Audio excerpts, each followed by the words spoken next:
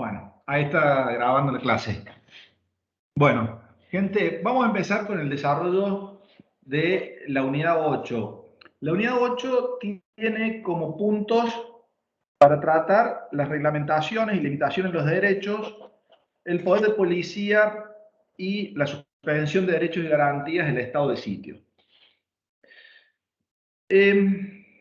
Lo primero que creo que es interesante que nosotros recalquemos y que tengamos en cuenta es que el ordenamiento jurídico, el derecho objetivo que nosotros le llamamos, le reconoce a los ciudadanos, a las personas, una serie de derechos que son los que yo en la unidad correspondiente definí como derechos subjetivos, o sea, como esas facultades o esas prerrogativas otorgadas por el derecho a las personas, ¿no? Ahí hablamos de derechos subjetivos, concretamente el derecho de propiedad, el derecho a trabajar, el derecho a ejercer una industria lícita, el derecho a profesar libremente el culto, a publicar sus ideas por la prensa, etcétera, etcétera, ¿no? Estos son los que se llaman derechos subjetivos, una facultad, una prerrogativa que el ordenamiento jurídico le reconoce a las personas y que obviamente deben ser respetadas esas facultades o esas prerrogativas, esos derechos subjetivos, deben ser respetados tanto por el Estado como por los otros ciudadanos. O sea, hay que tener en cuenta que nosotros somos titulares de derechos subjetivos, y que esos derechos subjetivos deben ser respetados tanto por los particulares como por el propio Estado, ¿no? Entonces, esa es la primera cuestión a tener en cuenta. Nuestros derechos subjetivos reconocidos por el ordenamiento jurídico y que deben ser respetados por el particular y por el Estado, o por los particulares y el Estado. Ahora, hay una cuestión. Nosotros sabemos que esos derechos subjetivos de ninguna manera pueden ser considerados como derechos absolutos. ¿Por qué? Porque esos derechos que el ordenamiento jurídico nos reconoce a nosotros no nos permite a nosotros ejercerlo de la manera que querramos. Son derechos que están previstos en el ordenamiento jurídico, pero que es el propio Estado es el que le pone un límite en el ejercicio del derecho. O sea, es el propio Estado el que nos dice a nosotros, los ciudadanos, cómo o de qué manera o hasta qué punto nosotros podemos ejercer esos derechos subjetivos. Entonces, tenemos derechos otorgados por el ordenamiento jurídico, esos derechos deben ser respetados, pero tengo que tener en claro que esos derechos no son absolutos. No es un cheque en blanco el hecho de que el ordenamiento jurídico me reconozca a mí la posibilidad de ejercer una industria lícita. No me habilita a que yo la ejerza como quiera. No es un cheque en blanco el hecho que el Estado me reconozca a mí el derecho de propiedad. Porque hemos visto en la unidad 5 que yo lo puedo perder a ese derecho de propiedad o puedo tenerlo de una manera restringida o limitada en el ejercicio de ese derecho de propiedad. Entonces, acá es donde empezamos a ver cómo en este pacto de convivencia entre las personas se torna necesario ponerle un límite, un coto a la manera en que los ciudadanos van a ejercer sus derechos. Por eso hablamos de que los derechos subjetivos no son derechos absolutos. Es la relatividad de los derechos subjetivos. Y obviamente, esa potestad de reglamentar o de limitar el ejercicio de un derecho subjetivo le compete al Estado. Es el Estado el encargado de reglamentar esos derechos. ¿Por qué? Porque el Estado, como creación que tiende a satisfacer el interés general, es el que a través de la reglamentación del derecho va a procurar que lo particular ceda en pos del interés o del bienestar general. O sea, es el Estado el que, como persona que debe velar por la protección del bienestar general, el que va a imponer limitaciones o restricciones a los derechos para que justamente se logre ese bienestar general. Aún, como les digo, a costilla, aún a costo de lo que es el derecho subjetivo de un particular. Ahora bien, esa facultad de limitar los derechos aparece reconocida en el propio texto constitucional. O sea, nuestro propio texto constitucional tiene normas de las cuales se puede extraer, pueden aprenderse de dónde vienen las limitaciones a los derechos subjetivos.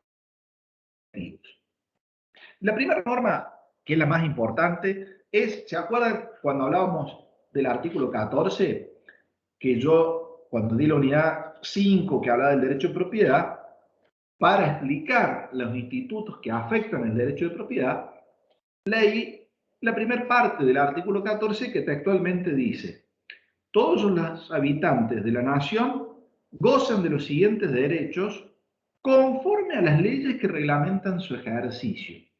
Ahí, en esa frase que dice conforme a las leyes que reglamentan su ejercicio, es donde aparece el reconocimiento constitucional para que el Estado pueda reglamentar el ejercicio de un derecho.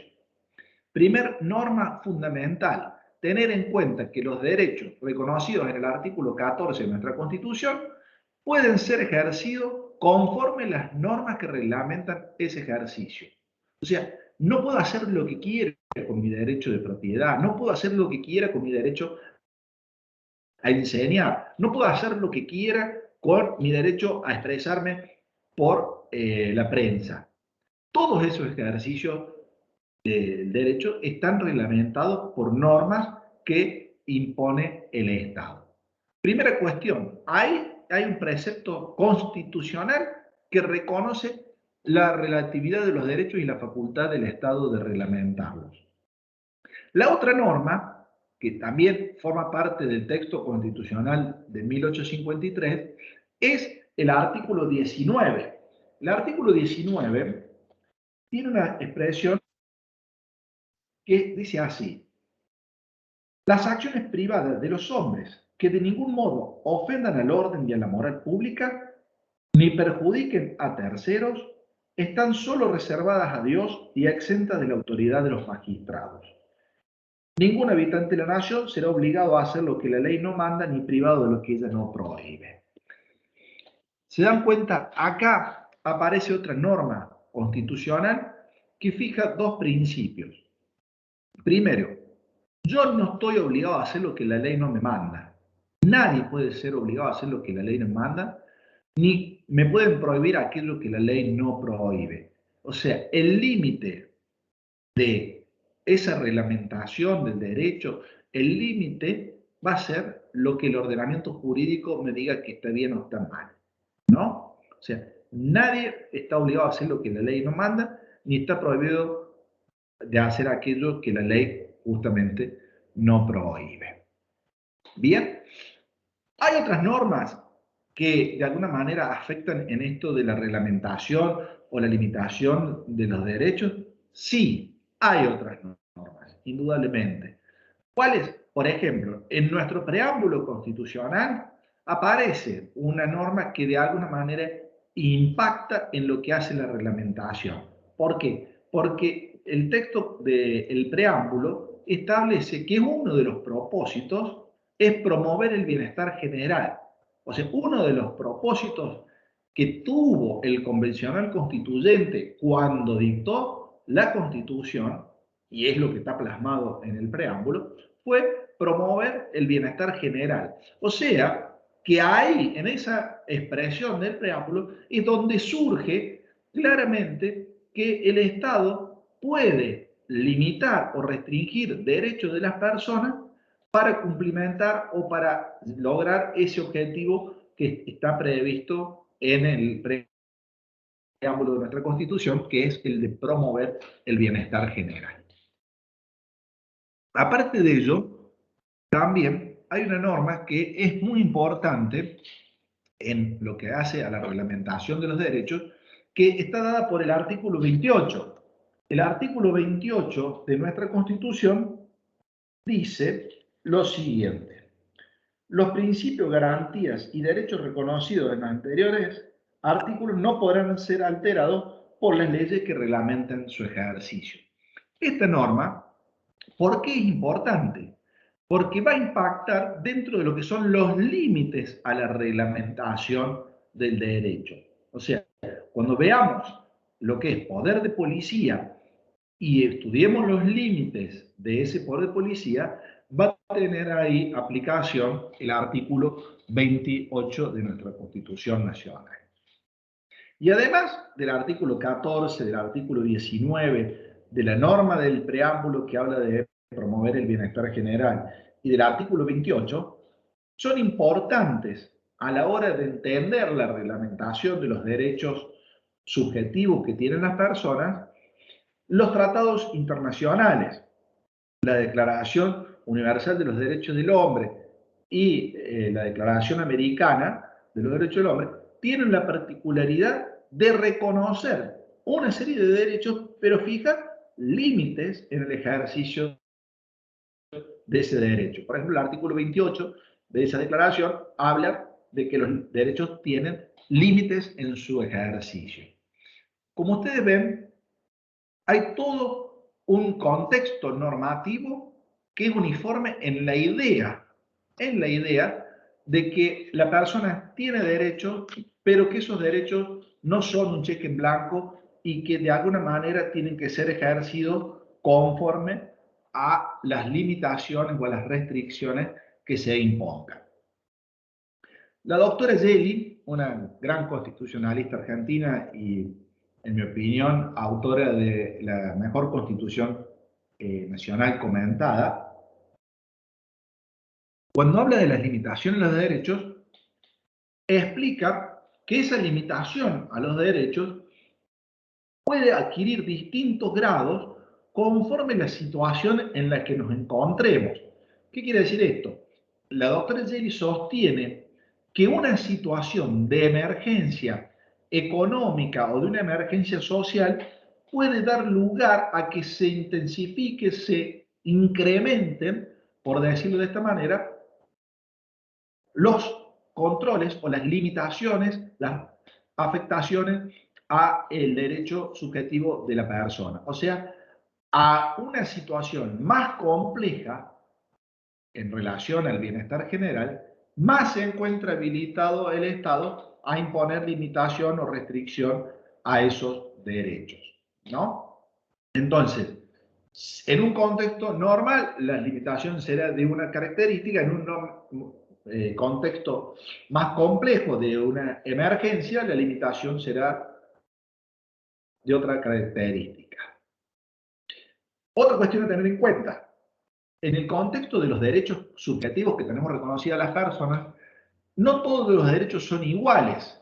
Hay derechos que por su trascendencia, me refiero por la gran trascendencia que tienen, pueden ser limitados en su ejercicio, pero esa limitación tiene que ser lo más leve posible. ¿Por qué? Porque a mayor trascendencia del derecho, al ser el derecho más importante, la reglamentación o la limitación a ese derecho tiene que ser lo menos invasiva posible, ¿no? Entonces, digamos, por contrario, cuando el derecho que se pretende limitar o reglamentar es un derecho menos importante, ¿no? Ahí nos encontramos con que la limitación puede ser de mayor envergadura, de mayor intensidad, hasta el punto que hasta puede ser una limitación que lo afecte en su totalidad, ¿no? Bueno, ese es el panorama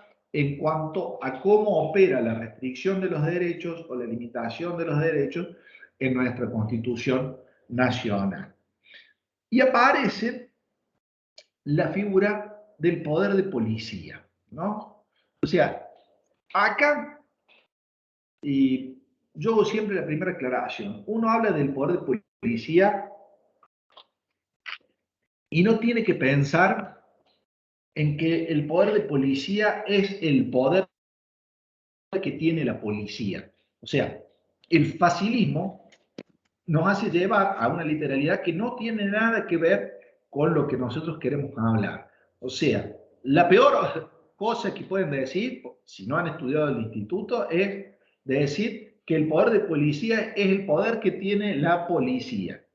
¿Por qué? Porque yo ahora les voy a explicar qué es el poder de policía.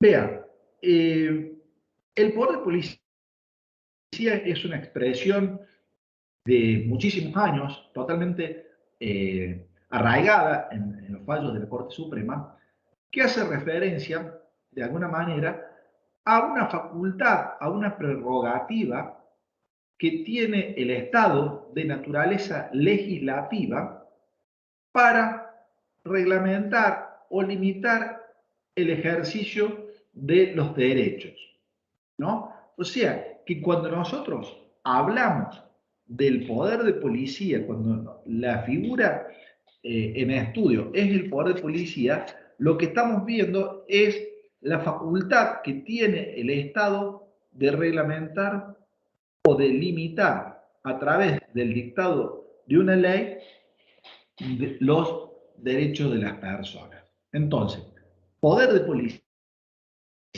es una facultad o una prerrogativa estatal de características legislativas por la cual se limita o se restringe el ejercicio de un derecho.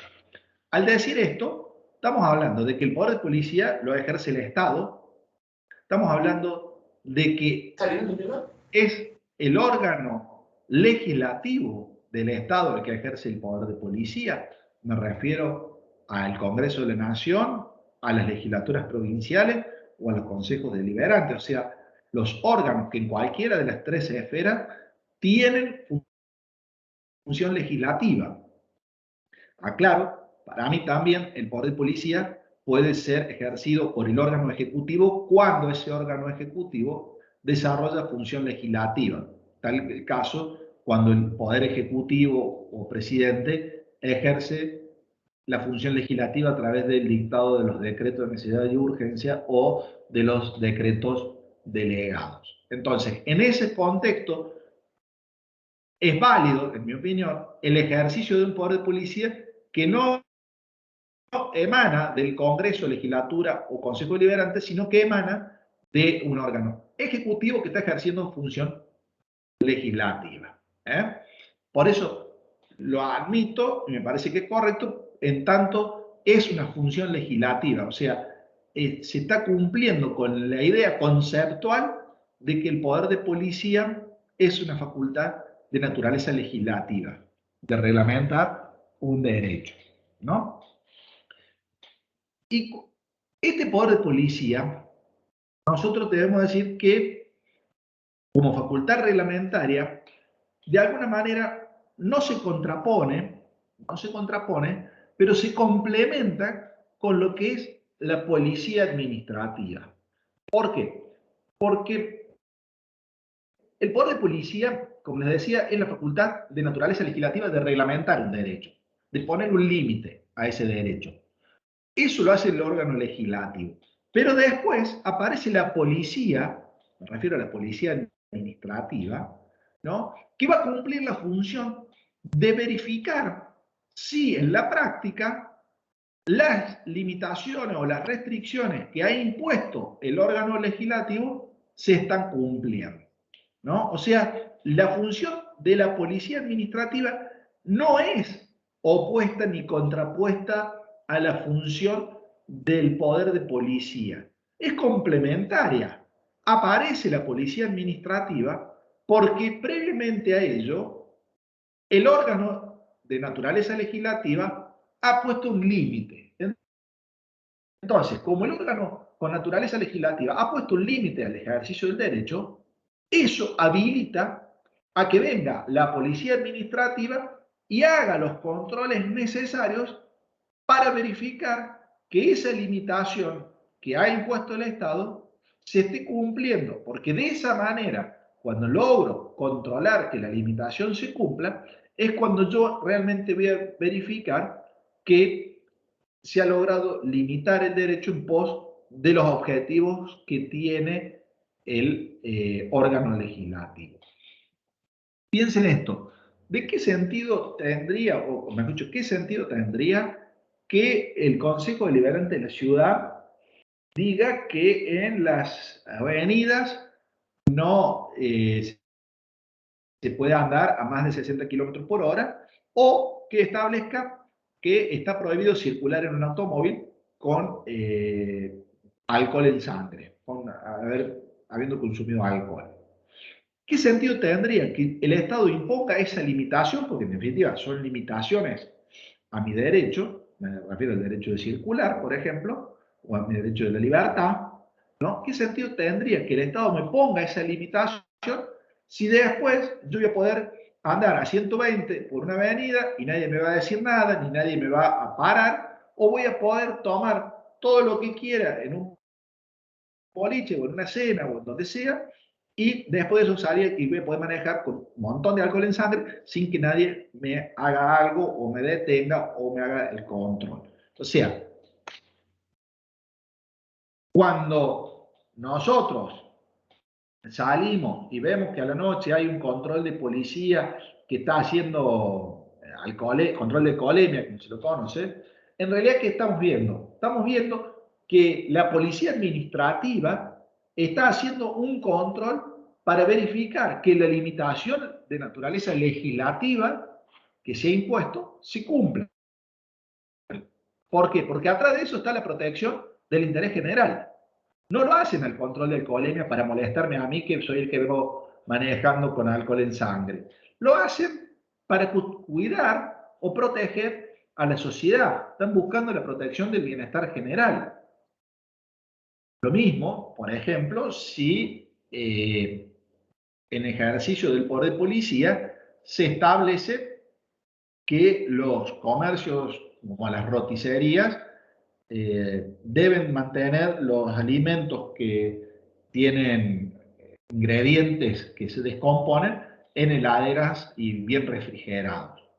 Después de eso, de esa normativa, viene la policía administrativa, bromatología, y hace el control del establecimiento. Y si me encuentran con que yo, no sé, una ensalada rusa o una mayonesa de ave, la tengo, en vez de guardar en una heladera, la tengo sobre el mostrador y hace una semana que está ahí, por una cuestión de la protección del bienestar general, que sería el bienestar de toda la sociedad que eventualmente pueda ser consumidora de ese alimento, ¿qué van a hacer? Directamente me van a decomisar esos alimentos, me los van a secuestrar, se llama decomiso, ¿no? Porque es un alimento que obviamente está en mal estado y no ha tenido la cadena de conservación, y eventualmente hasta me pueden imponer una multa y una cláusula de ese local por haber infringido las normas de limitación.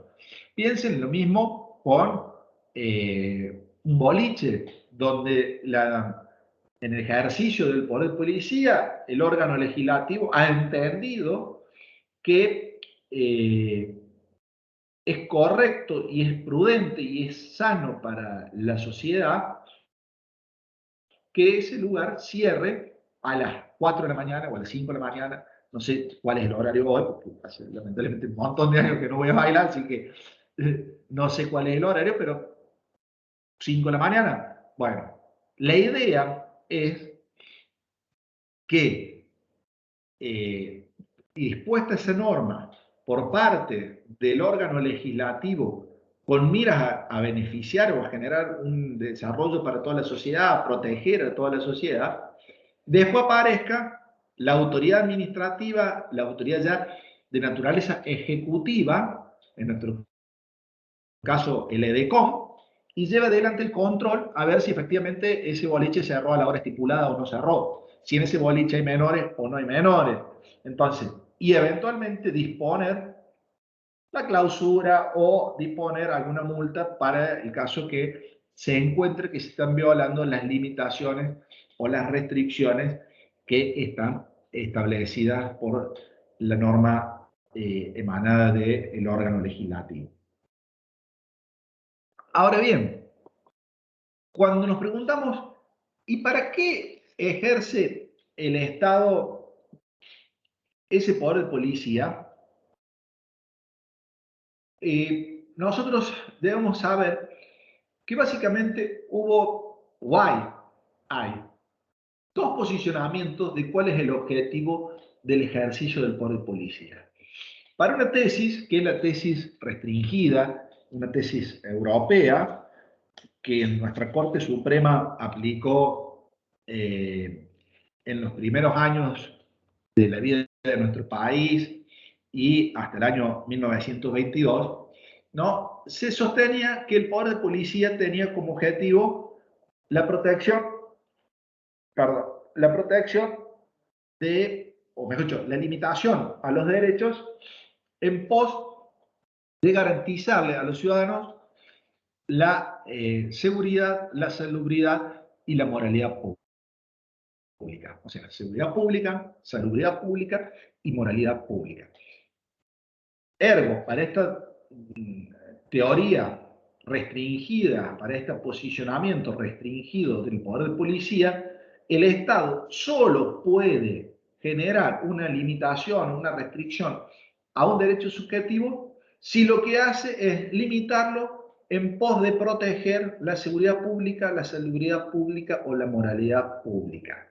No, esos son los tres pilares que el Estado puede utilizar para, o mejor dicho, son los horizontes que busca el Estado proteger y a través de lo cual limita o restringe un derecho subjetivo. Para la teoría francesa, europea, si no se busca la seguridad pública, la salubridad pública o la moralidad pública, no se puede ejercer el poder de policía y por ende no se puede restringir. Me refiero a restringir al derecho subjetivo. En cambio, existe una teoría amplia, que es la teoría norteamericana, o sea, la teoría seguida por el derecho norteamericano, que a partir del año 1922, con el fallo Ercolano contra Lantieri, es la que sigue nuestra máxima autoridad judicial, o sea, la Corte Suprema. ¿Qué pasa? Sostiene que lo que habilita a ejercer el poder de policía, lo que habilita a imponer una limitación de naturaleza legislativa sobre los derechos individuales, no es solamente la seguridad pública, la salubridad pública y la moralidad pública.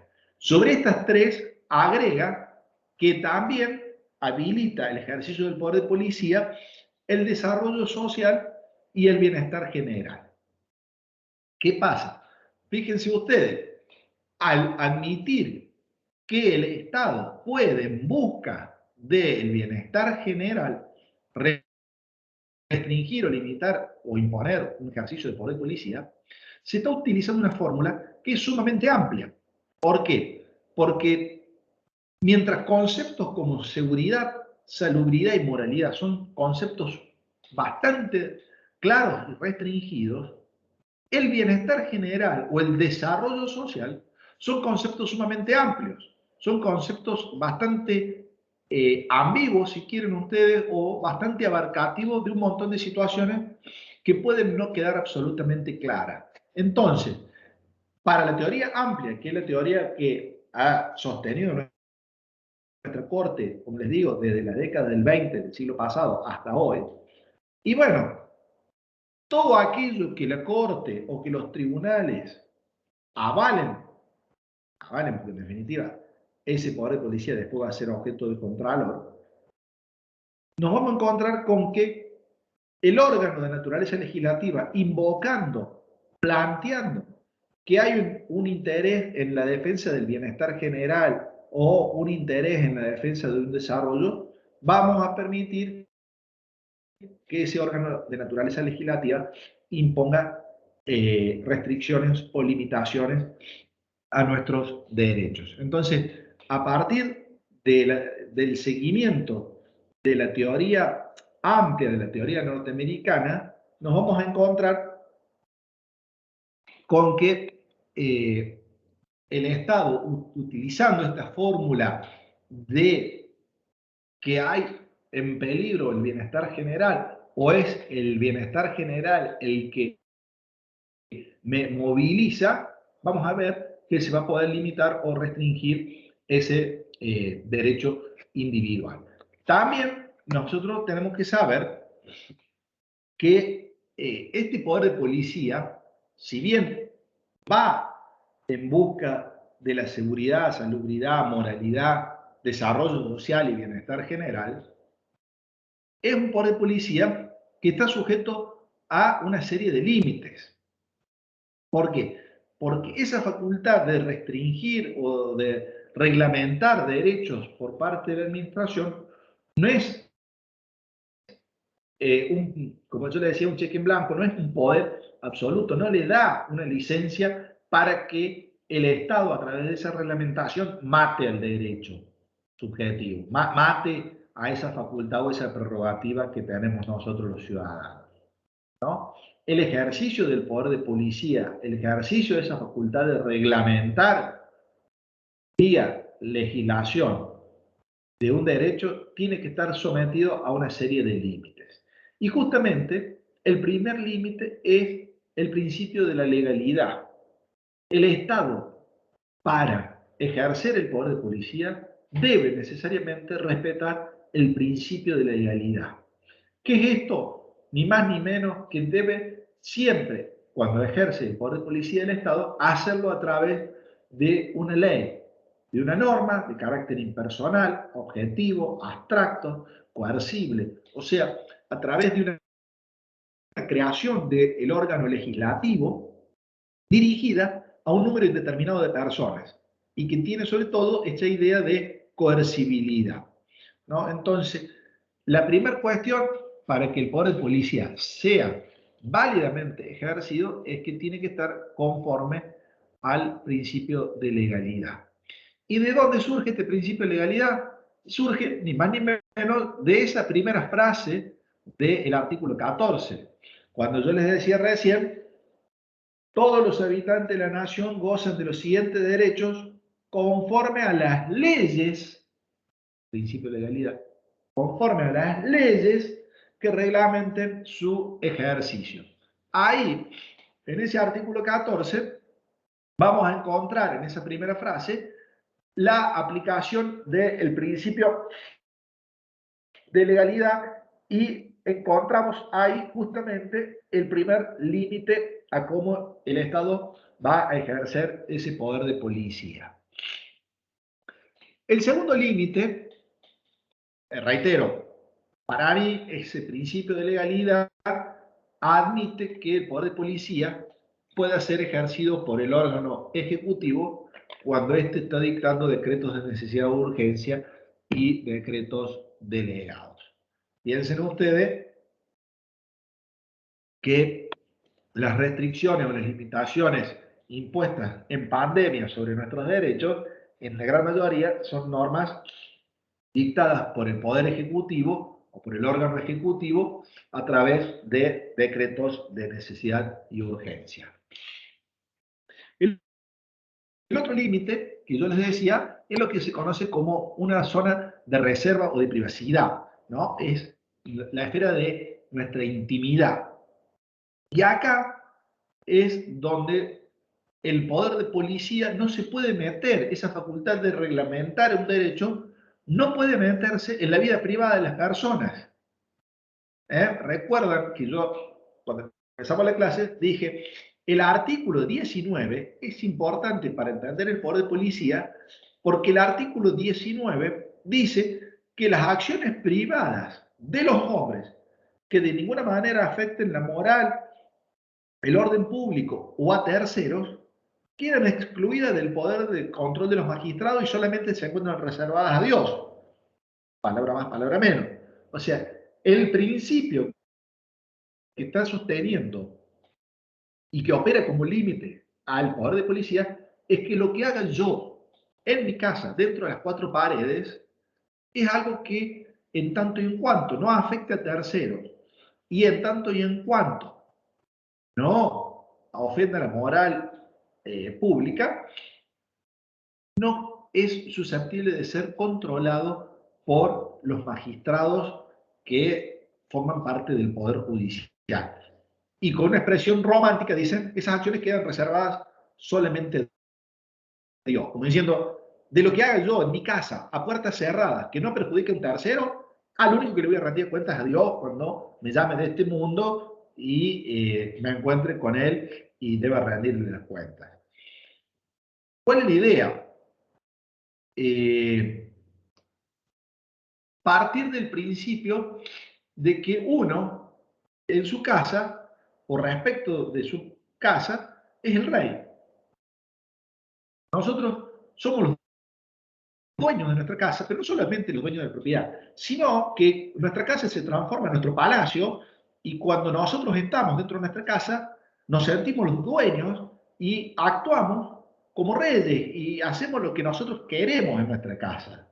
O sea, hay una idea de que nuestra casa es nuestro refugio y que ahí no le rendimos cuenta a nadie y si queremos andar en pata, andamos en pata, si queremos andar desnudo, andamos desnudo, si queremos comer a tal hora, comemos a tal hora, si queremos que la casa nuestra sea un chiquero, es un chiquero. O sea, ahí es donde nosotros estamos dentro de nuestro castillo, de nuestro palacio, donde somos los reyes. Ahora, todo lo que yo haga ahí, en mi casa, está protegido por este principio de reserva o de intimidad y por ende excluido del poder de los jueces naturales, del juez, digamos, impuesto por la estructura jurídica del Estado. Ahora, ello en tanto y en cuanto eso nos afecta a un tercero. ¿Por qué? Porque si yo en mi casa digo, como acá yo soy el dueño y hago lo que quiero, porque estoy dentro de la zona de reserva, pongo la música al moño a las 6 de la mañana y probablemente yo ahí ya estoy perjudicando a un tercero. O sea, yo ya ahí voy a empezar a molestar al vecino.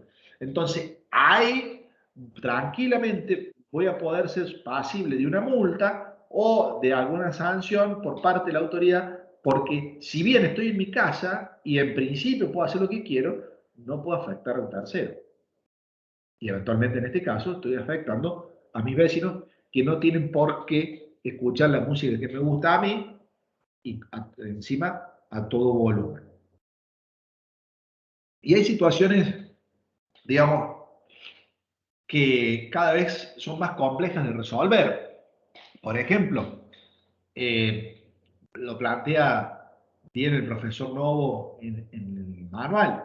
¿Qué pasa con el consumo de estupefacientes cuando esto obviamente es en una situación entre adultos, entre mayores de edad y solamente para un consumo personal?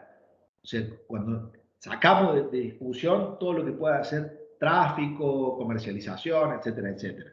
Simplemente el consumo personal es una acción privada. Si yo decido consumir droga, en principio es una decisión mía, que soy un adulto, no es que yo consuma droga, pero digo, frente a esa situación, podría plantear a alguien, che, yo soy adulto, soy mayor de edad, no jodo a nadie, lo hago sentado en el living de mi casa, me fumo un porro, no molesto a nadie, pongo música bajita y no afecto a ninguna persona. Entonces, eso es una zona de reserva donde en principio el Estado no debería meterse. La cosa cambia si yo después de fumarme un porro, dos porros, cinco porros, agarro el auto y salgo porque puedo estar bajo los efectos del estupefaciente y eventualmente perjudicar a un tercero en un accidente. O si esa práctica la hago delante de mis hijos menores de edad que no tienen por qué, siendo menores de edad, al que hay que cuidar, poder quedar sometidos a una situación que puede ser violenta para una criatura ver a una persona consumir droga. Entonces, ese es el otro límite complejo. ¿Por qué? Porque uno cree que dentro de su casa uno puede hacer lo que quiera. Y dentro de mi casa yo puedo hacer lo que quiera, pero también limitadamente. ¿Por qué? Porque como no puedo afectar a terceros, en esa conducta que yo despliegue en mi casa, tengo que tener mucho cuidado de que la consecuencia de mi conducta no impacte sobre un tercero.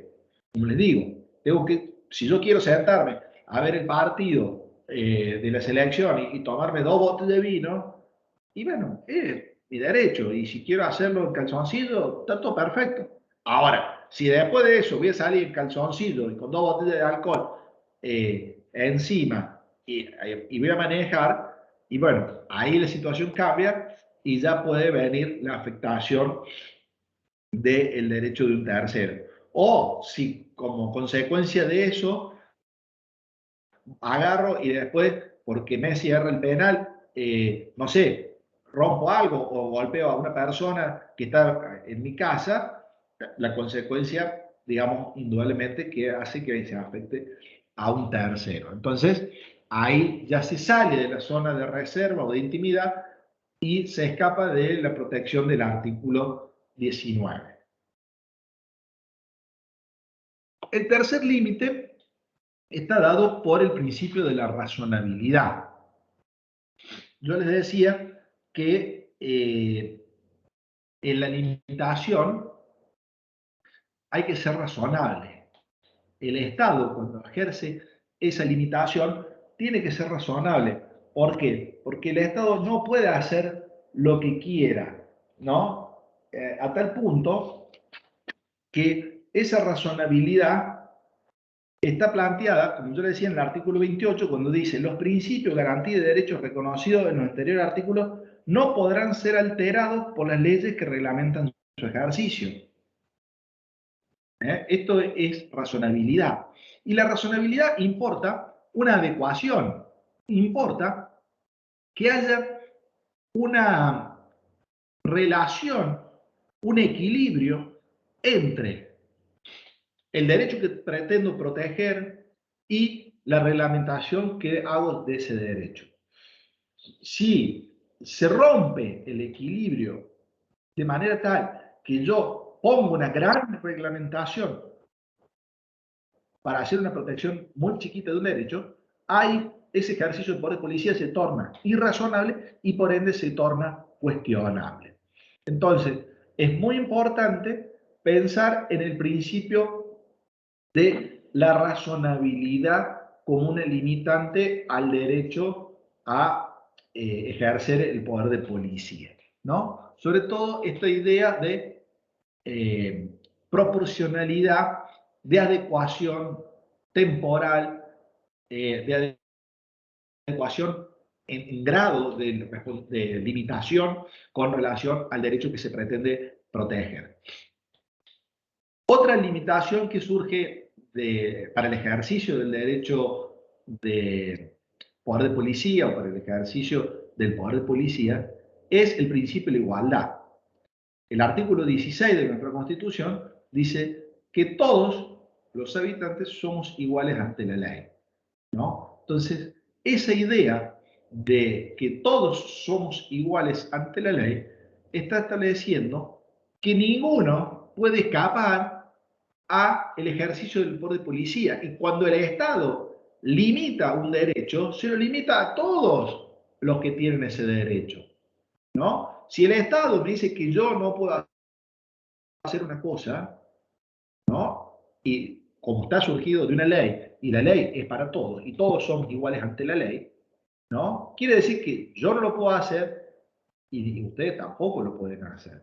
Quiere decir que si ustedes que son adolescentes o gente joven que salen a bailar y no pueden tomar alcohol y manejar, yo también, que a lo mejor voy a comer con mi señora, no puedo tomar alcohol y manejar.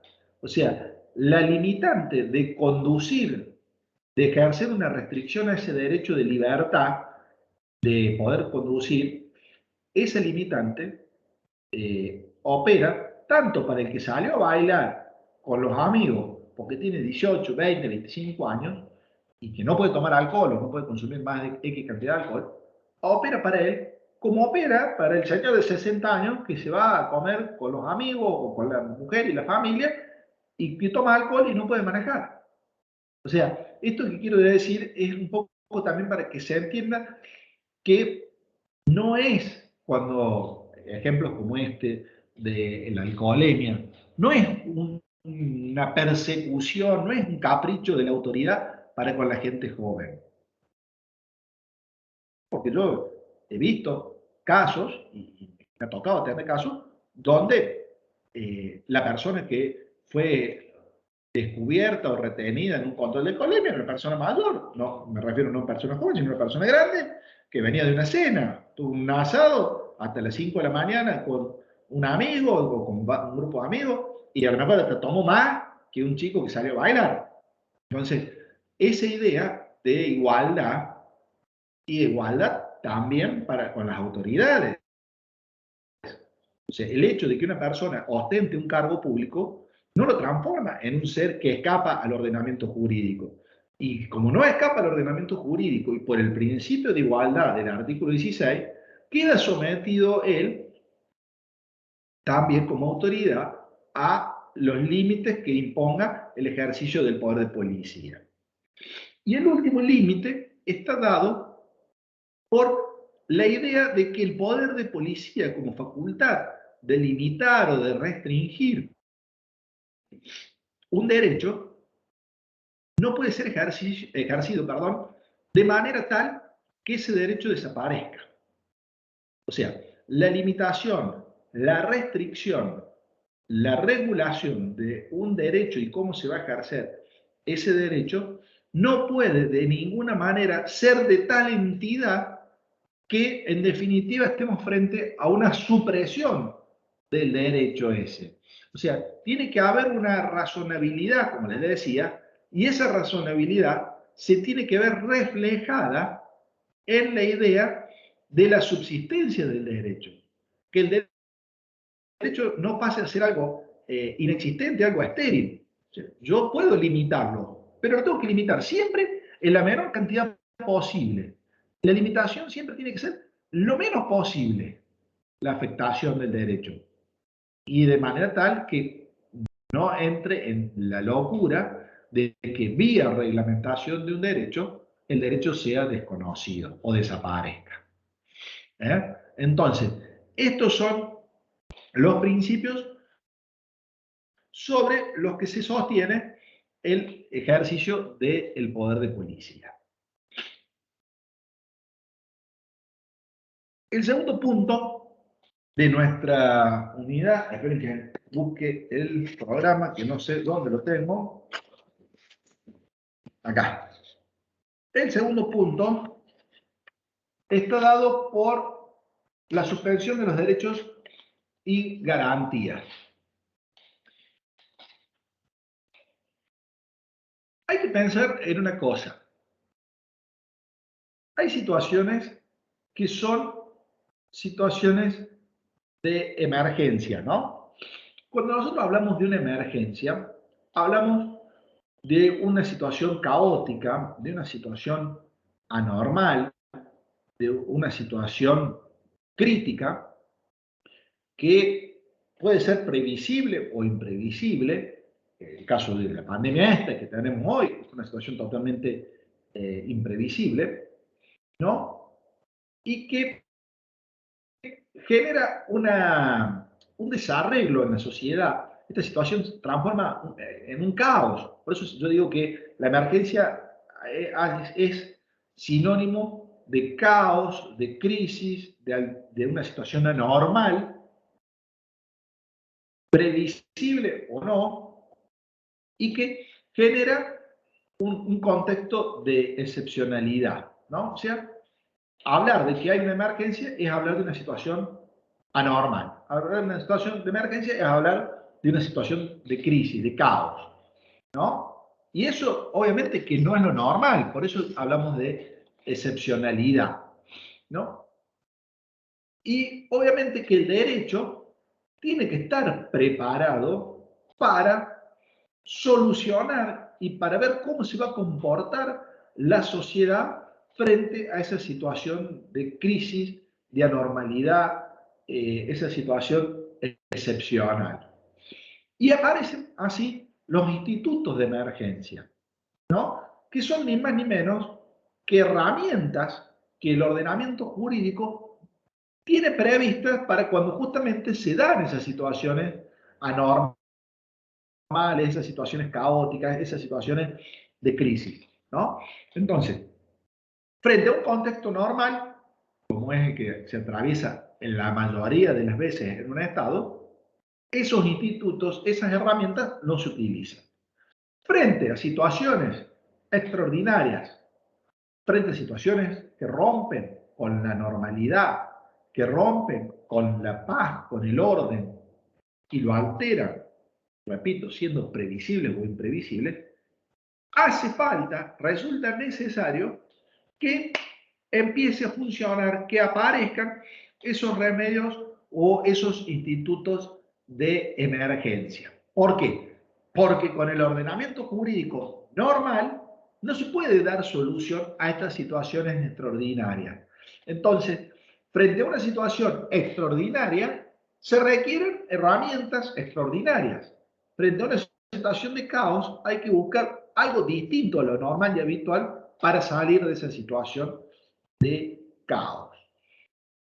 Y dentro de los institutos de emergencia aparecen varios, ¿no? Como por ejemplo son los decretos de necesidad de urgencia, las leyes delegadas, o los decretos delegados del artículo 76, aparece la ley marcial, y el que más nos interesa a nosotros, que es el que está previsto en nuestro programa, es el estado de sitio, ¿no?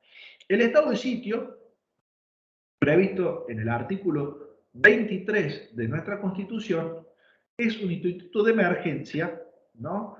Que se da y que acciona, digamos, que aparece y se pone en funcionamiento cuando se da una determinada situación. Vean, el artículo 23 de la Constitución dice: en caso, estoy leyendo, en caso de conmoción interior o de ataque exterior que ponga en peligro el ejercicio de esta Constitución y de las autoridades creadas por ellas, se declarará en estado de sitio la provincia o territorio en donde exista la perturbación del orden, quedando suspensas allí las garantías constitucionales.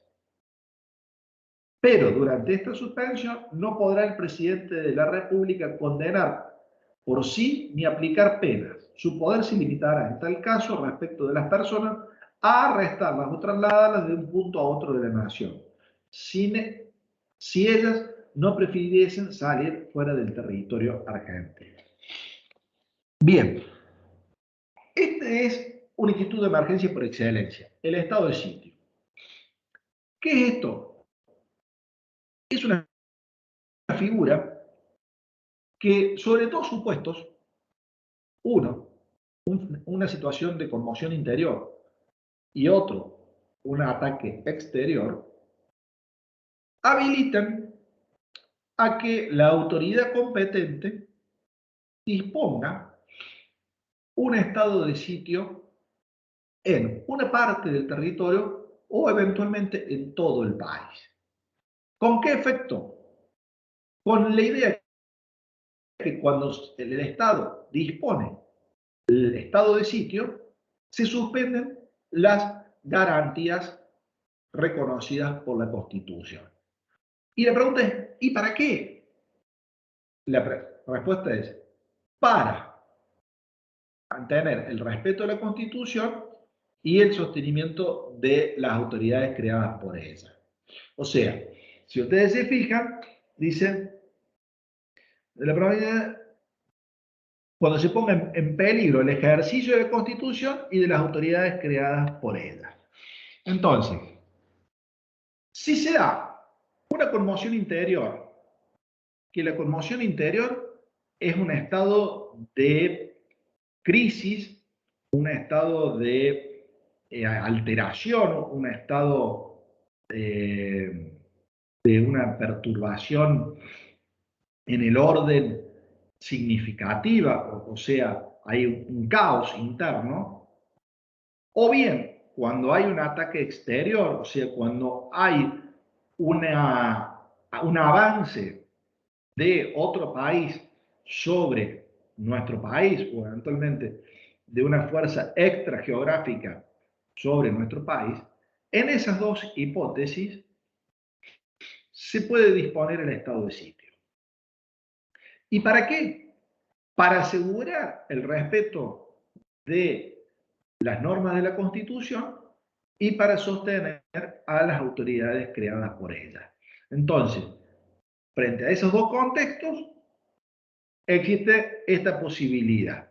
¿Para qué? Para estas dos cosas. Garantizar el respeto de la Constitución y garantizar el sostenimiento de las autoridades creadas por ella. ¿Y qué puede hacer la autoridad? La autoridad dispone la intervención, el estado de sitio, y con ese estado de sitio suspende las garantías establecidas en la Constitución. ¿Quién declara el estado de sitio? ¿Quién es el que puede disponer un estado de sitio? Vean, cuando la situación que lo motiva es una situación de conmoción interior, es atribución del Congreso de la Nación disponer el estado de sitio. Si el Congreso está en receso, o sea, no está sesionando, lo puede hacer el presidente de la Nación a disponer el estado de sitio. Pero inmediatamente debe convocar al Congreso a sesiones extraordinarias para que el Congreso trate ese estado de sitio declarado por el presidente. Si el estado de sitio encuentra origen en un ataque exterior, va a ser atribución del presidente de la Nación disponer el estado de sitio y va a requerir, además de la decisión del presidente, acuerdo de la Cámara de Senadores. Para el caso de que el estado de sitio por ataque exterior lo disponga el presidente y el Congreso esté en receso, debe convocar inmediatamente al Senado para que le preste acuerdo a ese estado de sitio, o mejor dicho, a esa declaración de estado de sitio. ¿Qué pasa? Yo ya sé que hay una autoridad que en principio es el órgano legislativo en un caso o el ejecutivo con acuerdo del Senado en otro caso. También sé que si el legislativo está en receso, lo debe convocar o bien para que lo declare el estado de sitio o para que lo ratifique o al Senado para que le preste el acuerdo. La discusión es ¿qué es lo que se busca con el estado de sitio? O sea, si el estado de sitio, que como instrumento de emergencia está tratando de sostener a las autoridades creadas por la Constitución y garantizar el respeto del texto constitucional y de los derechos, ¿qué queda habilitado durante el estado de sitio? ¿Cuál es el efecto que se produce durante el estado de sitio? ¿Qué pasa? Según la letra de la Constitución, quedan suspendidas las garantías. En realidad, si uno se pone a pensar, ha habido acá una discusión doctrinaria de si se suspenden las garantías o si se suspenden los derechos. Algunos autores sostienen que no tiene sentido hablar de suspensión de garantías, porque en realidad la garantía es un instrumento, una herramienta que aparece cuando se viola un derecho. Entonces, la idea para este autor es, che, en realidad lo que se suspenden son los derechos, ¿no? Ha habido una suspensión de derechos y por ende una suspensión de garantías, porque mientras no se suspendan los derechos, de ninguna manera no tiene sentido hablar de suspensión de garantías. La evolución de cómo se interpretó al alcance del estado de sitio en cuanto a qué afecta el estado de sitio ha ido evolucionando. Originalmente se entendía que afectaba a todos los derechos y garantías. Después se entendió que afectaba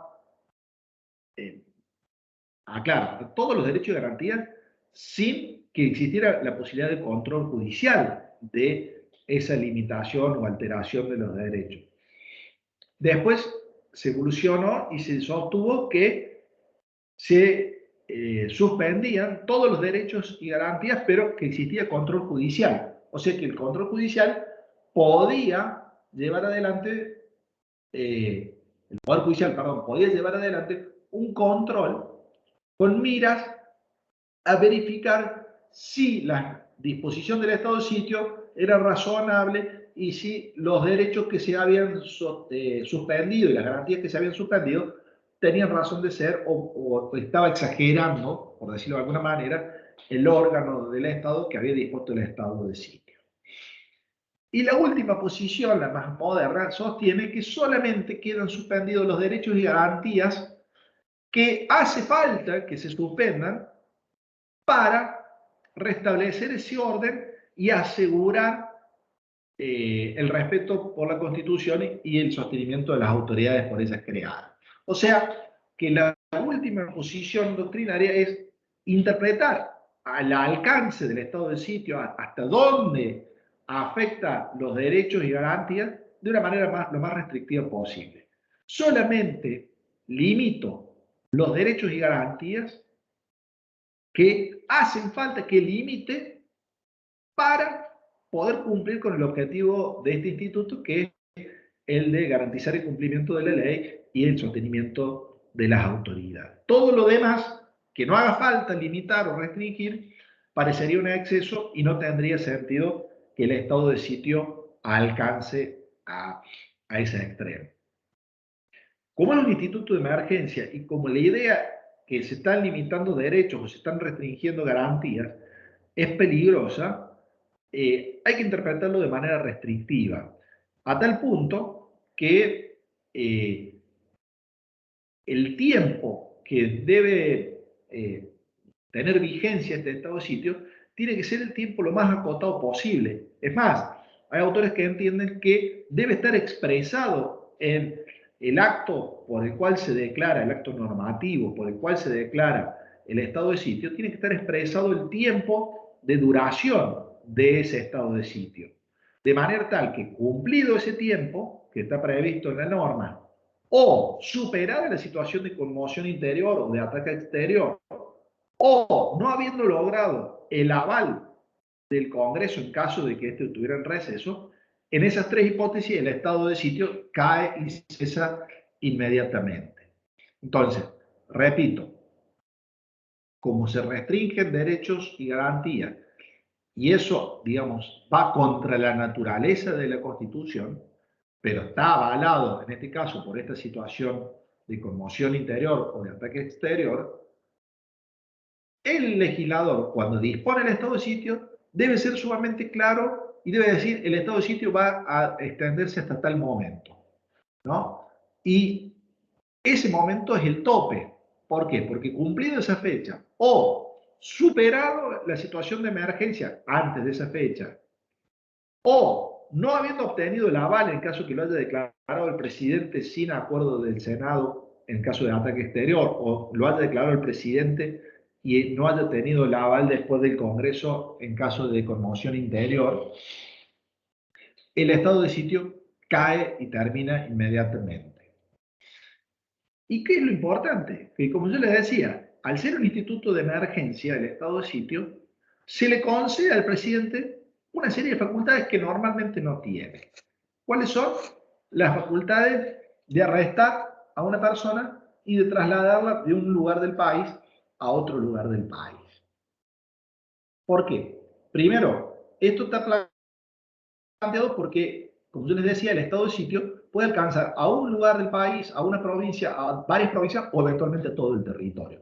¿Por qué? Porque el estado de sitio puede alcanzar solamente a la zona, a la provincia, a la ciudad, donde haya un estado de conmoción interior, donde haya ahí una crisis, donde esté afectada el orden. Si esa situación se extendió a todo el país y está todo el país en una situación de ebullición, obviamente que el estado de sitio deberá declararse en todo el territorio.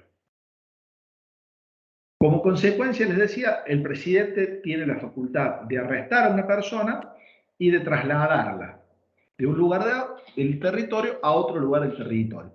¿Por qué? Porque muchas veces la idea es que hay una persona que es el que está actuando como cabecilla, como incitador, es el que ha tomado, digamos, de alguna manera las riendas de esa situación de conmoción interior. Entonces, a los fines de descomprimir esa situación, a los fines de reducir la situación conflictiva, muchas veces la sola idea de arrestar a esa persona y trasladarla de un lugar a otro hace que la situación se descomprima y pierda intensidad esa conmoción interior. Pero esta atribución que tiene el presidente, que es pura y exclusiva de él, que no la puede delegar y que se da en el estado de sitio, no lo faculta, esto es muy importante que lo sepan, no lo faculta ni a aplicar penas ni a condenar. O sea, el presidente no puede meterse a decir que fulano de tal es culpable y por ende se le corresponde la aplicación de tal artículo del Código Penal y condenarlo al cumplimiento de tal pena. El presidente, como atribución excepcional, solamente puede arrestar a la persona y trasladarla de un punto del territorio a otro. Pero de ninguna manera puede disponer culpabilidad, no puede condenar ni puede aplicar una pena. En ese contexto, eso corresponde al juez natural, o sea, al juez que tiene la función de juzgar a las personas por competencia y por territorio y materia, teniendo en cuenta dónde se ha producido el hecho y si el hecho es de naturaleza criminal o no. El propio artículo 23 le reconoce también a los ciudadanos un derecho que es la opción de extrañamiento. O sea que frente a esta situación de arresto, ¿no? Esta idea de que el presidente, si yo estoy involucrado en una situación de conmoción interior o de ataque exterior, el presidente me puede arrestar y trasladar de un lugar a otro. Frente a esa posibilidad, yo puedo ejercer como persona la opción de extrañamiento y decidir salir del territorio.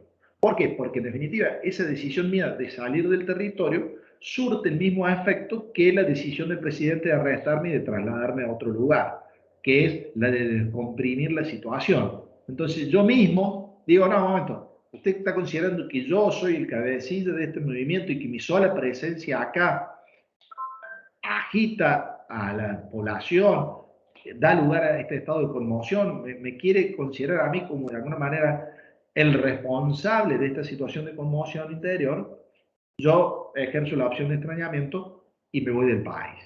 Frente a esa situación, es una garantía que se sostiene que está vigente en el artículo 23. Otro tema muy interesante con respecto al estado de sitio está planteado en el estado de sitio y el habeas corpus. ¿Por qué? Porque, digamos, ustedes saben que el habeas corpus como garantía mantiene su vigencia durante el estado de sitio para evitar o plantear situaciones de agravamiento de detención, pero fundamentalmente para que el juez pueda revisar la razonabilidad de la declaración de estado de sitio. Y ahí es una cuestión donde muchas veces se entendió que el estado de sitio era un posicionamiento político, una decisión política y por ende una decisión no justiciable, ¿no? O sea que lo único que podían revisar los jueces no era la declaración de estado de sitio, sino los comportamientos de la autoridad con motivo del estado de sitio, o sea, las decisiones de la autoridad a partir de la toma de la decisión del estado de sitio, pero no la decisión en sí de declarar el estado de sitio, porque eso originalmente se consideraba una cuestión política no justiciable. O sea, una decisión política de los órganos políticos, ejecutivo y legislativo, principalmente legislativo, y sobre la cual el Poder Judicial no tenía que meterse. Bien, a partir de un cambio de posicionamiento en la doctrina constitucional, a partir de un cambio de posicionamiento a nivel internacional con los tratados incorporados por el artículo 75, inciso 22, esta situación cambia y la propia norma que ya tenía la ley de habeas corpus sobre el control judicial de la razonabilidad se admite y hoy los tribunales pueden verificar si se dan las condiciones para la declaración de un estado de sitio, si hay razonabilidad o no hay razonabilidad en la decisión política, si realmente hay un cuadro de conmoción interior o de ataque exterior que justifique o no justifique esa declaración del estado de sitio. Esto sin duda ha sido una evolución, porque se rompe con ese paradigma de que hay cuestiones que son políticas y que la justicia no debe intervenir, a cuestiones, como lo enseña el profesor García Enterría, que en principio todo debe estar sujeto a la tutela judicial efectiva. O sea, cualquier situación que de alguna manera afecte a los derechos de las personas debe ser objeto y debe tener la posibilidad de ser revisada por la autoridad judicial. ¿Por qué? Porque en definitiva es una manera de entender que en el órgano judicial, en el poder judicial, está el control del respeto por las leyes, en este caso por las leyes que me dicen cómo y bajo qué condiciones debo ejercer como autoridad la posibilidad de declarar un estado de sitio. Señores, señores, alumnos míos, hasta acá el desarrollo de la unidad 8. Vamos a ver si yo ya estoy en un estado de congestión bárbara. Vamos a ver qué preguntas tenemos y si podemos evacuar las preguntas.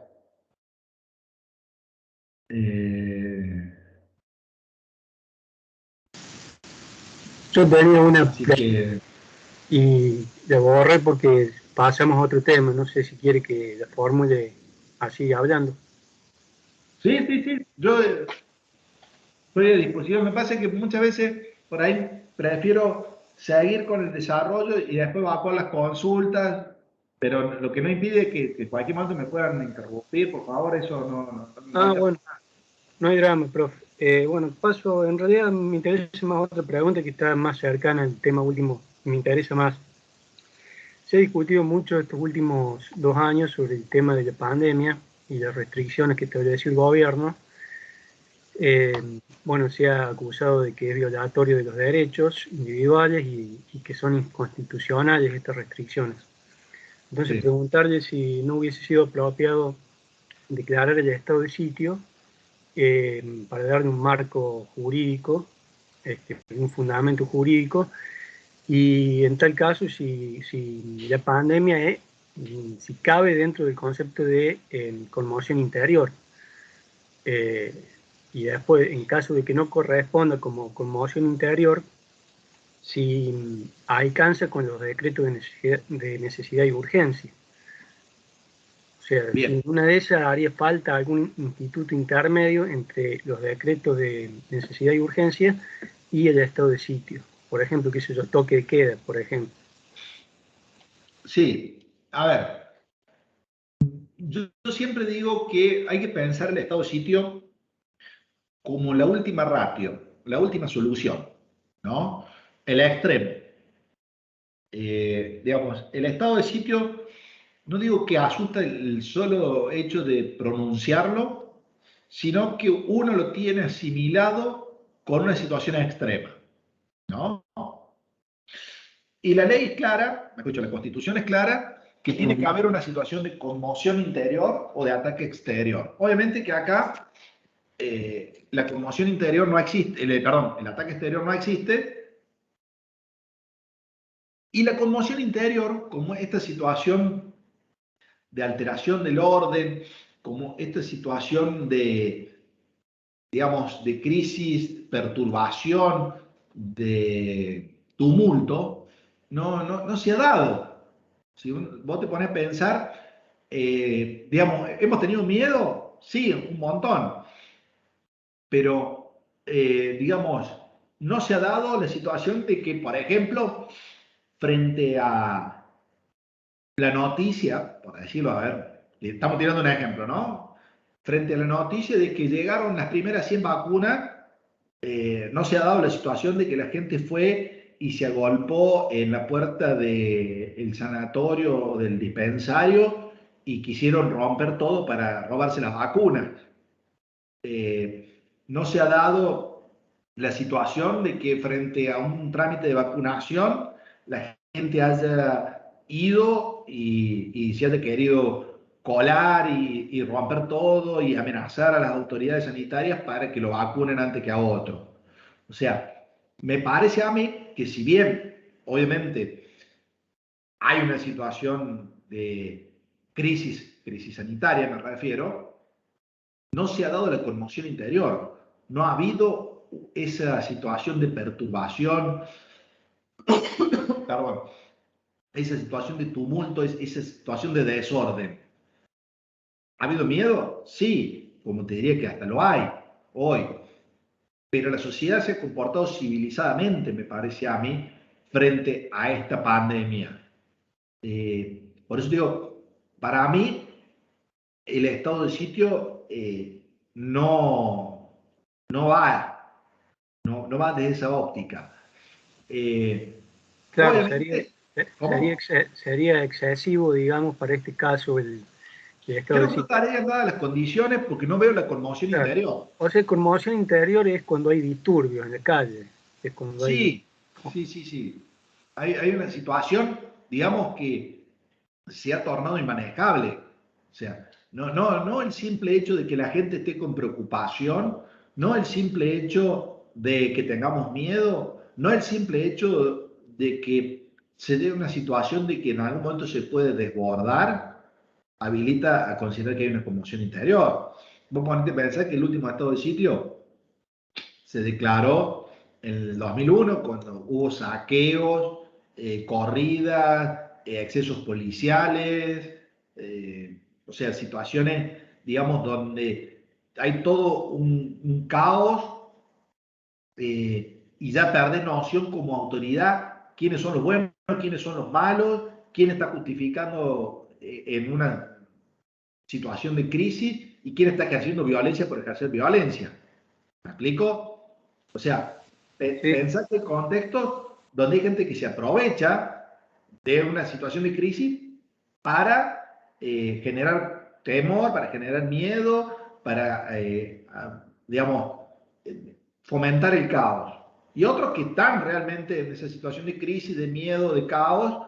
Entonces, en un momento, los hechos que pasaron en el 2001, se confundió todo. La gente salía a la calle, pedía que el gobierno se fuera, se metían en los supermercados, había corridas, la policía, como te digo, no podía controlar, o sea, era una conmoción interior y de hecho se declaró el estado de sitio. Acá, con esto de la pandemia, yo lo que veo es que sí hay una situación de crisis, digo crisis sanitaria principalmente, miedo, es verdad, pero la veo a la sociedad ordenada y te diría hasta madura, si vale la expresión, esta es una opinión personal mía, hasta madura en el cumplimiento de las normas. ¿Por qué? Porque si bien ahora obviamente ya hay un cansancio, hay una tendencia a un relajamiento, todo lo que ustedes quieran, lo cierto es que éramos o fuimos muy prolijitos como sociedad a la hora de cumplir con las medidas sanitarias que se nos impusieron, ¿no? Yo personalmente, hoy viéndolo con una retrospectiva, nos dijeron que teníamos que hacer cuarentena y tuvimos sin actividad durante meses, ¿no? Y la verdad que el pueblo recién ahora vos lo escuchás decir, no, que fue excesivo, etcétera, etcétera. Pero en su momento todo el mundo cumplió. O sea, nadie se levantó contra esa decisión. no, Una yo, crisis. este, la cuestión surge, bueno, está clarísimo, yo coincido con lo que usted decía del estado de sitio, a mí también me parecía que no encuadraba la situación. Entonces, la institución que quedaría son los decretos de necesidad y urgencia. Ahora, la Sí. pregunta es si el decreto de necesidad de urgencia habilita restringir ciertas libertades individuales, como por ejemplo el derecho de reunión, porque quedaría todo como sujeto a la buena voluntad de las personas. Pero entonces, siempre va a haber alguna persona o grupo de personas que van a saltar y a decir, bueno, acá se están violando los derechos individuales, no alcanzan los decretos de necesidad y urgencia como para justificar que se violen los derechos individuales, y bueno, y ahí surge entonces la discusión jurídica. Por eso por ahí a mí me pareció que en todo este tema de la pandemia es como que hubiese hecho falta una institución intermedia entre los decretos de necesidad y urgencia y el estado de sitio. Por ejemplo, incorporar un artículo sobre el toque de queda, por ejemplo, para que no haya ambigüedad, como para que se limiten las restricciones en los derechos individuales, pero que esté claramente en la Constitución, en situaciones como esta. A ver, hay situaciones complicadas.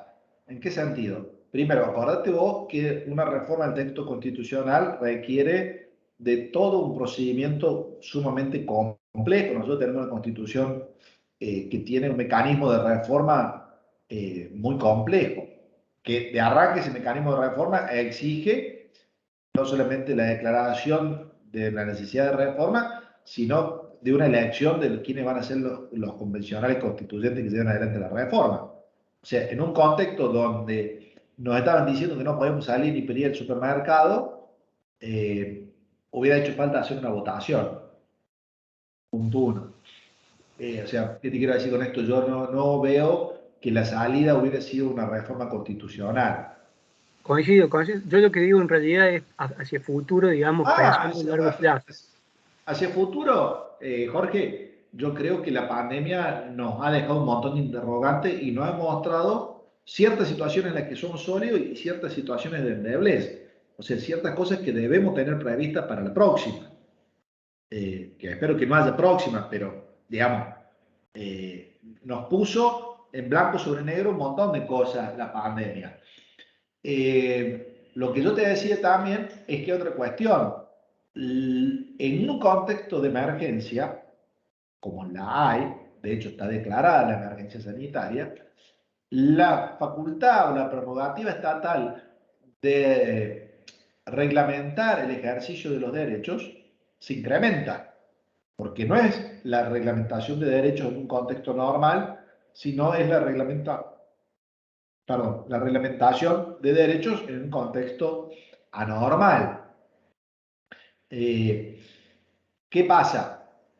Digamos, eh, se puso el Poder Ejecutivo arriba del tema, empezó a resolver situaciones vía decreto de necesidad de urgencia. Como te digo, para mí el decreto de necesidad de urgencia es un instituto que tiene una naturaleza legislativa, si bien emana del Poder Ejecutivo, son normas de carácter general, impersonal, abstracta y coercible. O sea, yo te muestro un decreto de necesidad de urgencia y te muestro una ley y, digamos, la forma de redacción es igual, hasta si se quiere. Nada más que uno emana del Ejecutivo y otro emana del Legislativo. O sea, yo no le desconozco al presidente la facultad de reglamentar los derechos y de incrementar las limitaciones a los derechos en un contexto excepcional. Lo que sí me pregunto es, ¿los decretos de necesidad de urgencia tienen un trámite previsto por una ley especial para su mantenimiento de validez? ¿No? O sea, un decreto de necesidad de urgencia tiene validez, pero el trámite, según el artículo 99, inciso 3 de la Constitución, dice que el decreto debe ser remitido dentro de los 15 días de manera personal por el jefe de gabinete al Congreso de la Nación para que sea tratado en el Congreso de la Nación por la Comisión Bicameral Permanente y después para que sea ratificado ese decreto por una o por ambas cámaras. O sea, en realidad la ley que regula los decretos de necesidad de urgencia sostiene que con la ratificación de una de las cámaras alcanza para que el decreto mantenga su validez. Si el decreto es rechazado por ambas cámaras, el decreto cae. ¿Te das cuenta? Entonces, la idea es, yo no cuestiono el poder del titular del Ejecutivo de fijar limitaciones o restricciones. Lo que sí me planteo es, ¿qué pasa con todo el trámite posterior? O sea, en definitiva, sea el Congreso el que ratifique el rumbo dado por el decreto de necesidad de urgencia. Y también el rol del Poder Judicial, porque en definitiva, por eso a mí me gusta mucho esta posición de García Enterría y que yo le decía que se está siguiendo ahora, de todo lo que implique una alteración, una restricción, una limitación de un derecho individual, aún sostenido en decisiones políticas que antes eran las famosas decisiones políticas no justiciables, hoy debe ser objeto de revisión. Obviamente que esa revisión judicial no va a ser una revisión del punto y la coma, pero va a ser por lo menos decir, yo no te desconozco el poder a vos como autoridad ejecutiva para que hagas esto, pero sí, sabe que yo voy a controlar la razonabilidad de tus decisiones. Claro, sí, muy interesante. No sé si con eso logro evacuar. Sí, me interesaba escuchar la opinión de un abogado constitucional o profesor constitucionalista, porque es justamente un tema muy actual, ¿no? Sí, sin duda.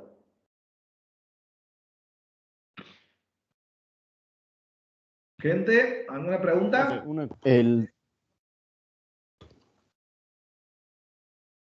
En los aspectos de la opción de extrañamiento, Sí. eso sería, por ejemplo, de una persona que sea representativa de un movimiento o algo más, movimiento coercitivo o que Sí, genere sí, un disturbios, cabecilla, un líder. pero que sea demostrable, o sea, no sé si me explico bien. Sí, Que, tiene que ser una persona que la sola salida del lugar de conflicto, ya sea por el traslado que disponga el presidente o por el ejercicio de la opción de extrañamiento, naturalmente descomprima. ¿Te das cuenta, Valentín? El hecho de que la sola decisión de que ese sujeto salga del territorio del país o se vaya a otro lugar dentro del país, lo traslade lejos de la situación de conflicto, la sola idea de que eso mengue, disminuya la situación de conflictividad ya habilita el traslado o habilita que se le pueda dar lugar a la opción de extrañamiento. Una cosa que yo no lo dije y es interesante y tomo la pregunta tuya para completar el concepto.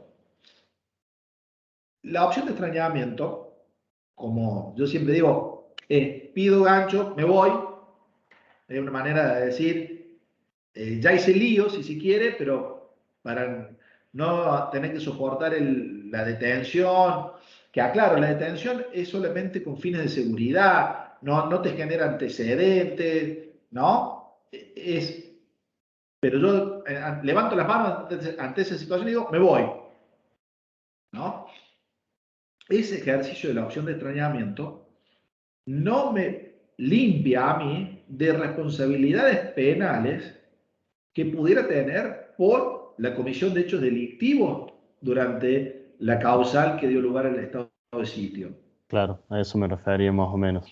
A ver, si yo, que soy el cabecilla, no me limité a agitar, sino que agarré palo, fui a una manifestación, ataqué a la policía, metí bala, rompí vidriera, lastimé a un ciudadano, etcétera, etcétera.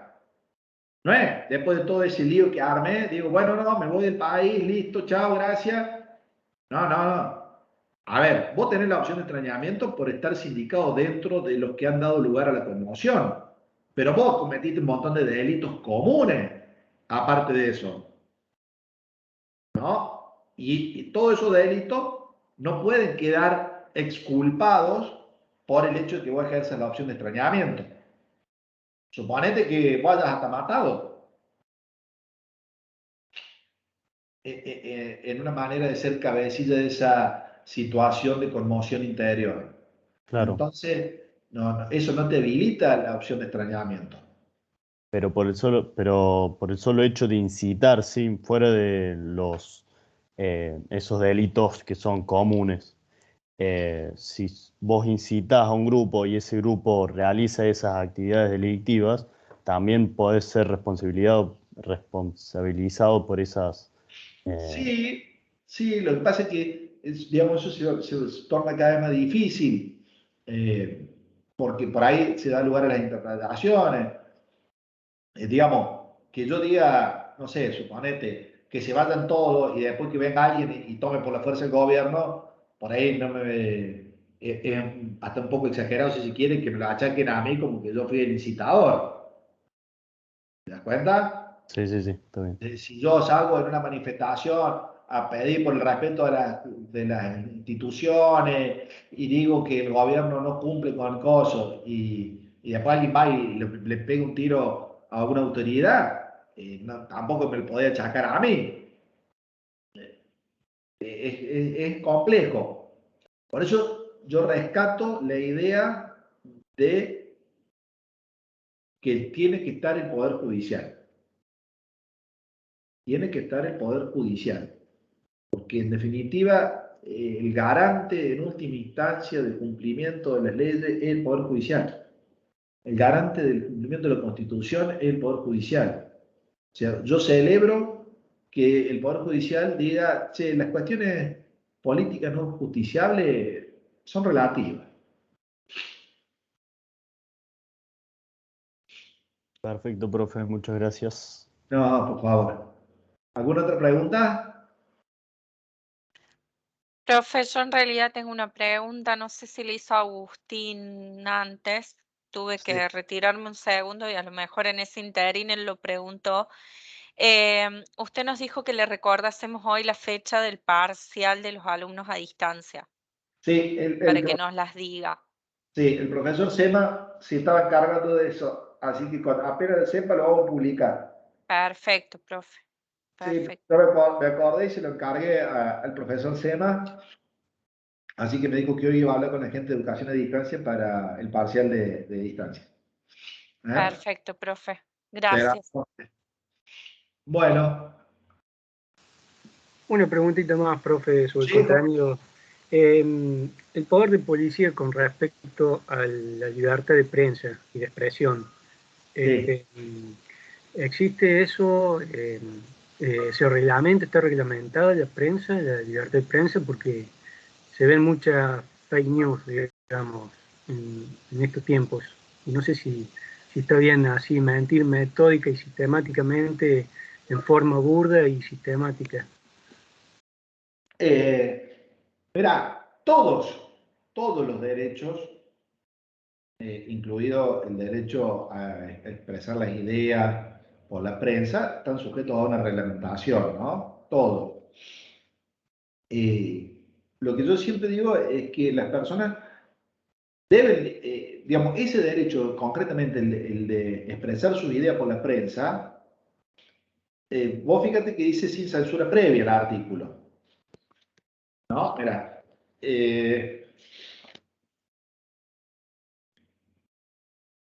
publicar sus ideas por la prensa sin censura previa.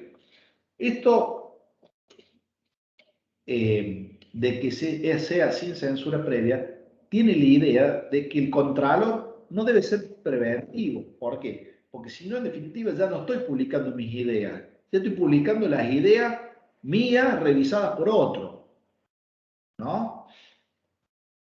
Acá la idea es, che, la idea la publico yo y en todo caso yo asumo la responsabilidad. Yo asumo las consecuencias de la idea que quiero publicar, ¿no? Entonces, la reglamentación de ciertos derechos es más compleja que la de otros. En este caso, yo puedo hacer una reglamentación siempre y cuando esa reglamentación no implique un control preventivo. Y te lo Claro, hago jugar, y te lo hago jugar con, y el derecho mío como dueño de un medio de prensa a no publicártelo, porque vos tenés el derecho a publicar tus ideas por la prensa sin censura previa, ¿no? Pero yo también tengo el derecho, en todo caso, como dueño de un medio, a no publicar ciertas cosas. Porque yo declaro una industria ilícita.